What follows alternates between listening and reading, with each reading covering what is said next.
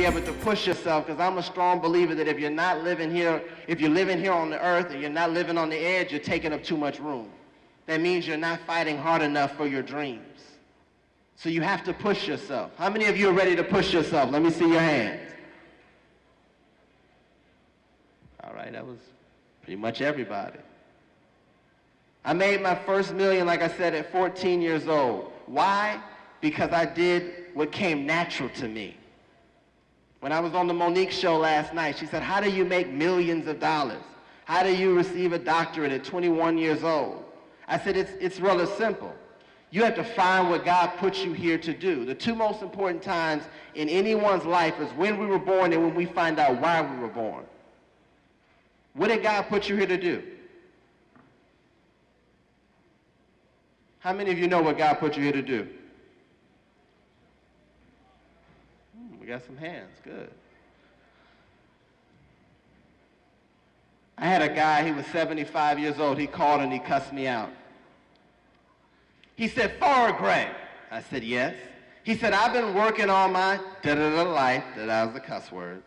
President Harding cuss. I've been working all my da-da-da life. And why is it that you have money, Farrah, and I don't? I'm 75 years old. I said, because, sir, you have to find what God put you here to do. The richest place in the world is the cemetery. Why? Because many of us have so many gifts. We're trying to be the next this person or that person. Be the next you, because everybody else is taken. You have dreams. You have seeds of greatness within you. You have the power to do anything you want to do, but you've got to put your mind in action. So as I went on to tell this guy, he said, I know what God put me here to do. So I said, okay, to the 75-year-old. I said, what did God put you here to do? He said, I'm a singer. I said, okay, well, sing. He started to sing. I listened. I listened some more. I listened to him sing some more. I said, sir, you're not a singer. As my mom would say, shut it down. Don't do that no more. Or as my grandma would say, she said, what that boy say years ago, lean back? Lean back. I said, yeah, Grandma, lean back. So yeah, I told him, I said, you have to stop that. I said, because that's not what God put you here to do. So if you want to find what God put you here to do, ask yourself 3 questions. First question,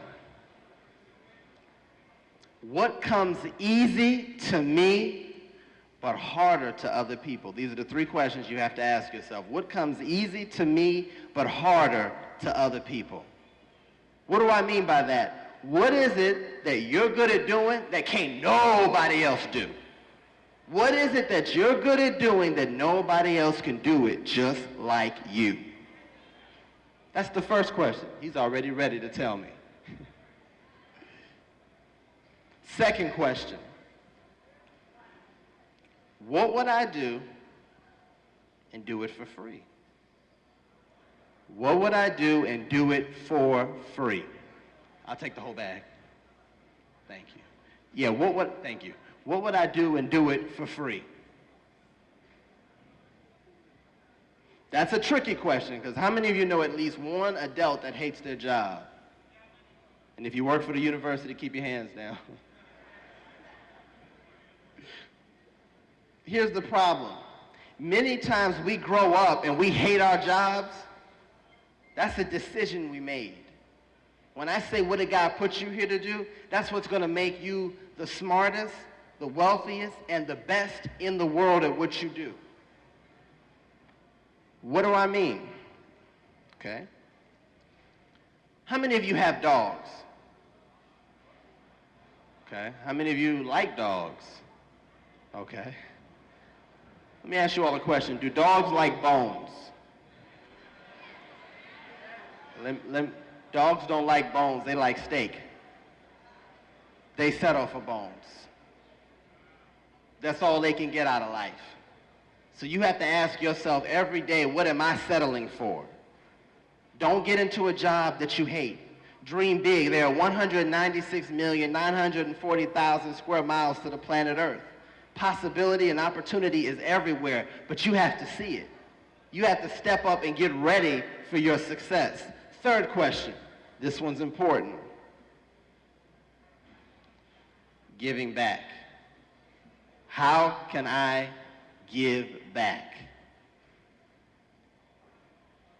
No matter what you do, because we have a lot of black people in high places looking down on the black people in low places.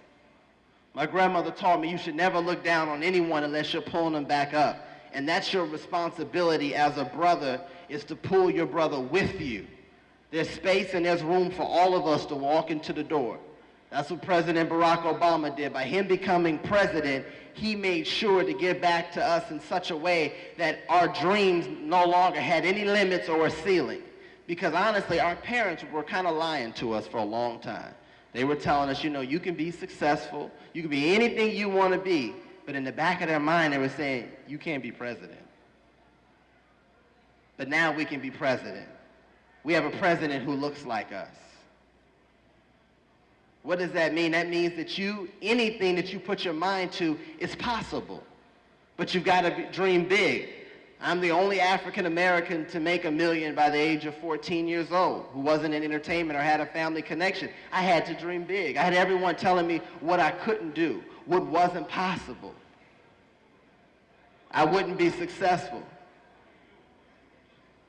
So the thing that we have to focus on is understanding our dreams. But don't just be a dreamer. Dr. King, Martin Luther King said, don't be just a dreamer, be a visionary, because a dreamer keeps their eyes closed and a visionary keeps their eyes wide open.